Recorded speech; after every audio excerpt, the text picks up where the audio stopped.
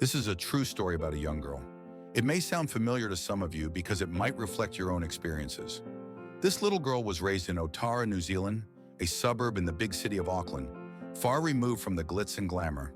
Her parents were immigrants. Her second-generation immigrant father couldn't speak a word of English, and her mother, born in the Pacific Islands, was brought to New Zealand by her parents with very little money in their pockets. They eventually saved enough to rent a small place, and together they raised their family in a modest 430 square foot flat before moving to a slightly larger 612 square meter home. Life was never luxurious. As the eldest child, she bore the weight of responsibility. Everything was new to her: clothes, toys, expectations. Achievements that would have been celebrated with the firstborn became simply expected by the time her younger siblings came along. Though she always felt loved, she rarely felt special. Most of the time, she just felt awkward. Her mixed Pacific heritage gave her long, beautiful straight hair and brown skin.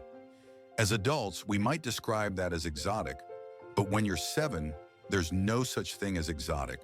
There's only different, and different is never good. Our story takes place on a Tuesday afternoon.